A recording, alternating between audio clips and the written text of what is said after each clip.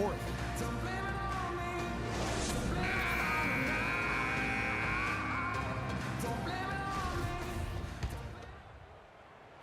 So it's Miami now. All right, now a chance to set the floor courtesy of Gatorade. Fourth quarter action, all fueled up and ready to go. So the Thunder 5 right now.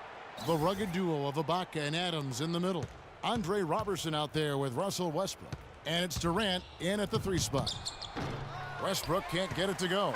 You're not going to see that very often. Plenty of space, but he just, let's face it, he lives on that one. And he can time his passes so perfectly. Wow, what an assist. The Thunder leading by 19.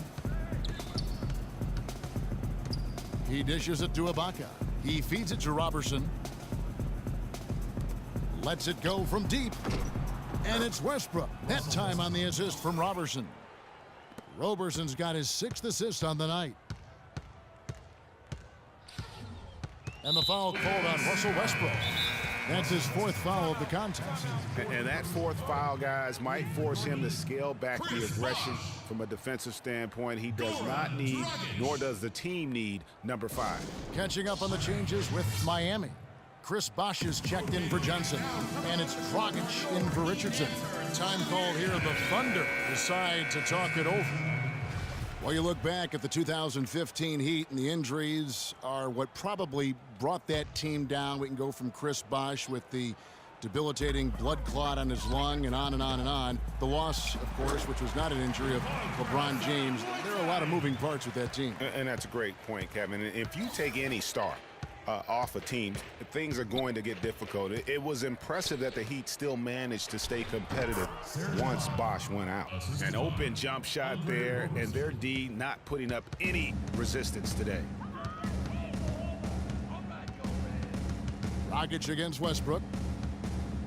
It's Bosh with the drive, and it's blocked by Ibaka. And now the fast break. Westbrook with the ball. Great communication on the alley-oop. Great hustle to turn the block shot into a fast break hoop. That's a big-time play. We're just over a minute and a half now into the 4th. You know, Bosh was the big injury hit for the Heat, but they had a lot of other injuries as well. I mean, had to use 31 different starting lineups last season, and 20 different players started at least one game. Boy, you got to love it. The picture-perfect alley-oop. A little surprised, though, Clark. It didn't go for the big slam, but it works just the same. Counts for 2. Yeah, it does. Almost makes it a little more special, though, when you can have a little bit of grace as opposed to just the full Monty with the power. It's tipped. Bosh with it. Kicks it to Dragic. Clock at 6. Passes it to Wade. Here's Durant, and down it goes, jamming that one home. Quick hands on the steal, and then just mad hops on the slam. Great sequence for them defensively and Clark offensively. Well, one usually leads to the other, Kevin. That's just good, aggressive, attacking basketball at both ends. Bang for 3. They get it again. Whiteside, and terrific work on the offensive glass when he picks up 2. His hard work on the backboard really just has given them more opportunities to score. Feeds to Cantor, uncovered, and Luol Deng pulls it down. And injuries are something that you can't plan for, but you can prepare for them. And hopefully the Heat can avoid injury woes this season. If they can, they at least have players who have been through that struggle last year. Dragic gets the bucket. As long as they keep spraying them from deep, we're going to have ourselves one exciting finish. Yeah, it took them a while, but now they're starting to get into a flow from outside. And boy, is that time. Yeah, heard the whistle and then kept his focus and able to still knock it down. And Greg, to be able to take the bump like that and maintain control, that's not easy to do. I know you're kind of a little fella, but I was a big guy when I played, so I know how difficult that is. That was impressive. I see.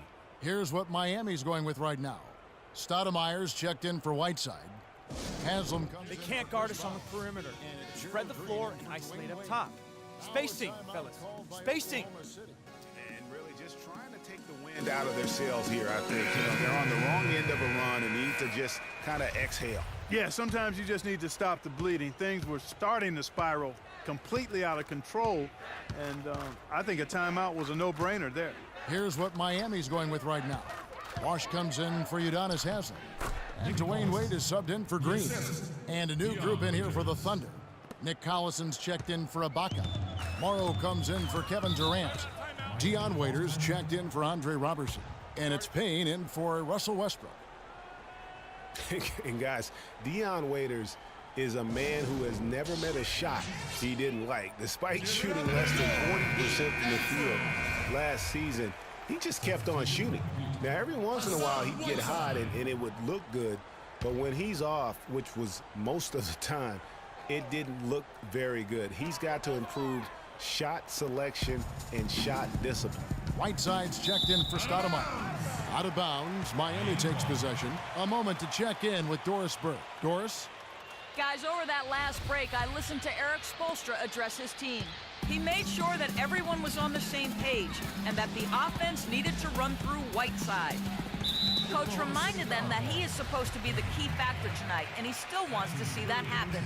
He then went on to tell them he wants to use their fast break offense to its full effect, saying, "We can run these guys into the ground." A few late-on-the-fly adjustments as the situation gets more desperate for them. It's going to be a tough hill to climb, guys. Thanks, Doris. Great getting back to Waiters. There's a reason the Cavaliers dealt the former 4th overall pick in the draft. Not only did he shoot poorly, but Clark, he averaged less than 2 assists a game. Yeah, I think it's a mindset adjustment with Waiters. I've loved his talent and his ability to make plays and shots. Now he just has to recalibrate his thinking so he can be effective in the role he's asked to play. Catching up on the changes with Miami. Stoudemire's checked in for Whiteside. Josh McRoberts comes in for Chris Bosh. Winslow's checked in for Luol Deng. And it's Johnson in for Goran Dragic. Yeah, easy call. Yeah, you can hear the smack all the way over here where we are. And Dion Waiters traded last season to the Thunder. They wanted him as a shooting and scoring threat off the bench. Didn't want him to try and fill the void that Harden played when he was a member of the team. Got a piece of it.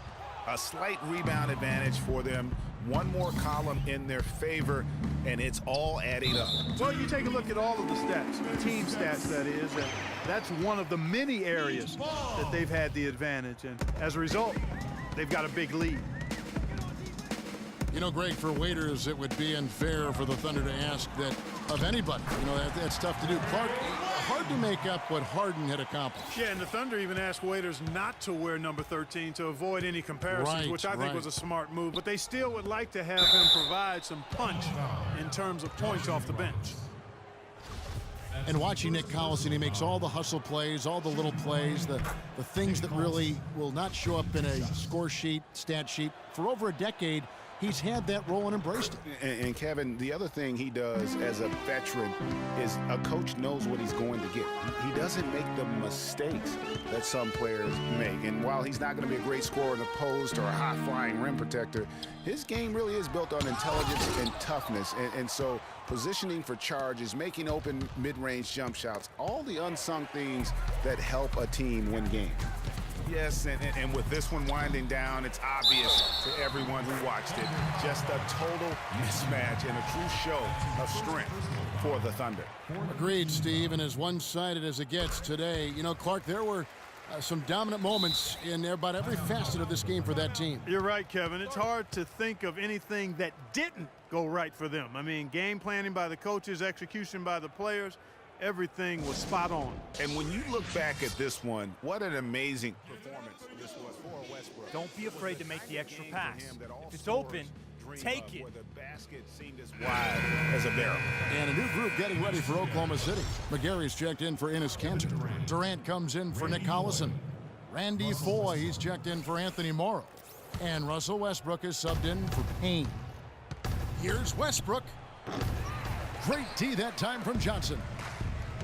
You know, on the topic of Nick Collison's shooting, last season was his only real setback. Only shot 42% after having a career 54% shooting percentage. But he's up slightly in most other categories, especially the ones based on hustle and effort. It's 9 seconds separating the shot clock and game clock. Johnson against Westbrook.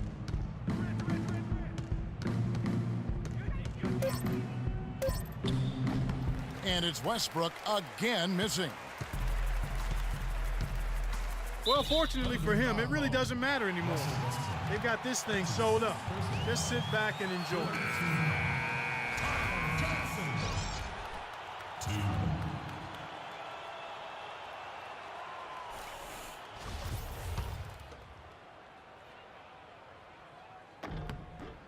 That's good from Johnson.